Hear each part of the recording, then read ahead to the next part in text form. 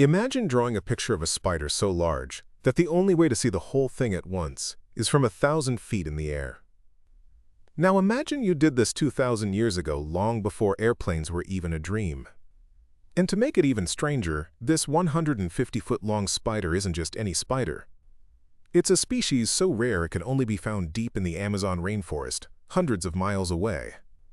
How, and more importantly, why, would an ancient culture in one of the driest deserts on Earth draw a giant, biologically accurate Amazonian spider that they themselves could never see in its entirety? Welcome to 10-Minute History. I'm your host, Jake Sullivan, and today we're diving deep into one of archaeology's greatest and most captivating enigmas, the Nazca Lines. Scattered across nearly 190 square miles of scorched desert in southern Peru are over 800 straight lines, 300 geometric shapes, and 70 incredible drawings of animals and plants. These colossal figures, or geoglyphs, were created by the Nazca people, who flourished here from around 100 BCE to 800 CE. They left behind no written language, so these lines are their silent, sprawling story, etched onto the earth itself. The method they used was brilliantly simple. The desert floor is covered in a thin layer of reddish-brown, iron-coated pebbles. The Nazca people simply removed this dark top layer to expose the lighter, yellowish soil underneath. The lack of rain and wind in this hyper-arid region has preserved their work almost perfectly for 2 millennia. But for centuries, this incredible gallery was hidden in plain sight, the figures too massive to be recognized from the ground. It was only in the 1930s, when pilots began flying over the region, that the world rediscovered this ancient wonder. This discovery opened a floodgate of questions that we're still trying to answer today. So who were the Nazca, and why did they pour so much energy into creating this monumental art? To understand the why, you first have to understand the where. The Nazca lived in a brutal environment. It's one of the driest places on the planet, receiving less than an inch of rain per year. Their entire existence depended on the few narrow river valleys that brought seasonal water down from the Andes Mountains. This water was unreliable, and their survival was a constant, desperate negotiation with nature. This obsession with water is the key. The Nazca were master engineers, building incredible underground aqueducts called puquios, some of which are still used today to tap into groundwater.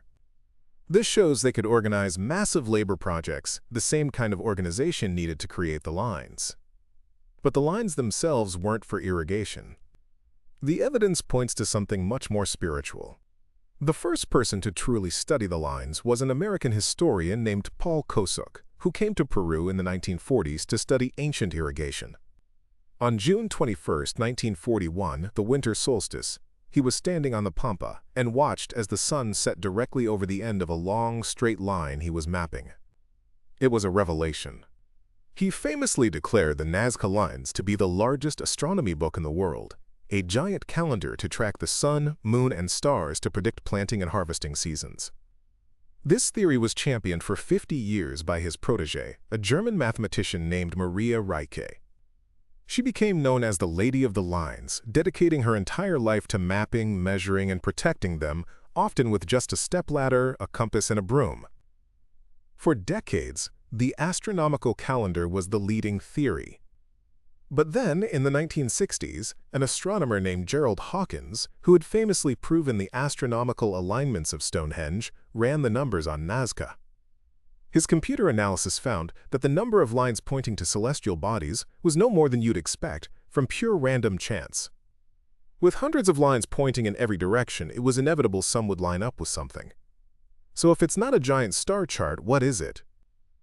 This leads us to the theory that most archaeologists support today, a theory centered on that one precious resource, water.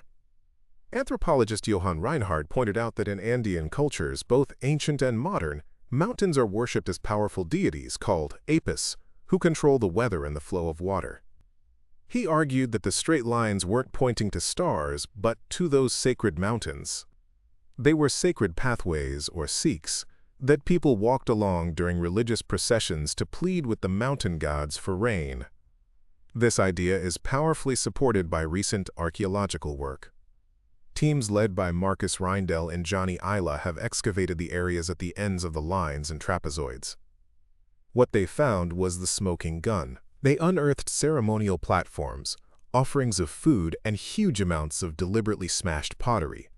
This wasn't everyday pottery, it was high-quality ceremonial ware.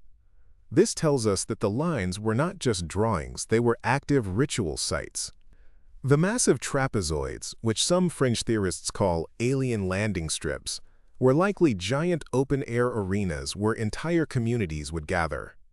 They would perform ceremonies, make offerings, and likely smash pottery as a final, dramatic act, all in an effort to influence the gods and bring the life-giving water down from the mountains.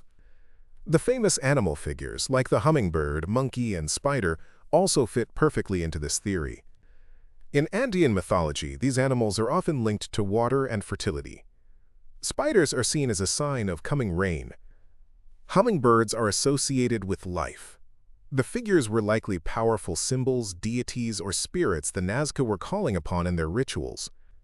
So the lines were probably a multifunctional sacred landscape, a kind of social technology that organized people for massive, community-binding acts of faith. Of course, no discussion of Nazca is complete without mentioning the ancient astronaut theory, popularized by Erich von Daniken's book, Chariots of the Gods. The idea is that since the figures can only be seen from the air, they must have been made for or by extraterrestrials. The trapezoids were landing strips, and a famous hillside figure is supposedly an alien in a space helmet. It's an entertaining idea, but it has been thoroughly debunked by science. Researchers have shown that the lines could be easily created using simple surveying techniques with wooden stakes and long ropes to scale up a small drawing. No aerial view was needed for construction.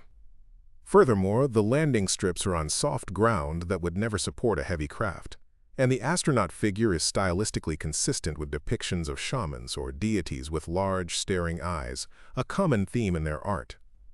There's simply no evidence. No alien artifacts, no strange materials, nothing to support the theory. The real story of human ingenuity and faith is far more compelling, and that story is still unfolding. In the last decade, technology has revolutionized the study of the lines. Researchers from Yamagata University in Japan, using drones and AI deep learning, have discovered hundreds of new geoglyphs. Since 2018 alone, they've announced the discovery of over 300 new figures. Many of these are smaller, older figures located on hillsides, created by the Nazca's predecessors, the Paracas culture. This tells us the tradition of creating these earthworks is at least 1,000 years long, evolving and changing over time. The older figures on slopes were likely meant to be seen from the valleys below, perhaps as markers on a pilgrimage route. The later, larger figures on the flat desert floor were the destinations, the grand stages for the water rituals. But this incredible World Heritage Site is profoundly fragile. The lines are only a few inches deep. The Pan American Highway, built in 1937, tragically cut one figure, a lizard, in half. In 2014, Greenpeace activists caused permanent damage with their footprints during a publicity stunt near the hummingbird figure, sparking international outrage. But the greatest threat of all might be climate change. The lines have survived because the desert is so dry. But scientists predict that global warming could bring more frequent and intense El Niño events, which can cause torrential rain and flash floods in the region. A single major downpour could erase parts of this 2,000-year-old masterpiece forever. So what's the ultimate takeaway from the Nazca Lines? They are a powerful, monumental prayer written on the earth. They represent the desperate and creative efforts of a sophisticated culture locked in a constant struggle for survival against a harsh environment. They weren't trying to signal aliens. They were trying to talk to their gods, the powerful forces of nature that controlled the water they needed to live. The lines remind us that ancient people were not primitive.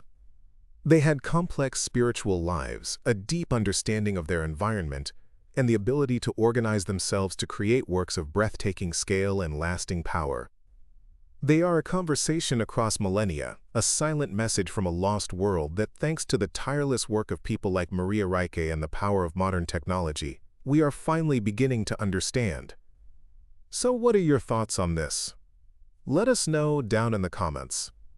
If you found this interesting or learned something new, please give this video a like, and don't forget to subscribe to 10-Minute History for more deep dives. Thanks for listening.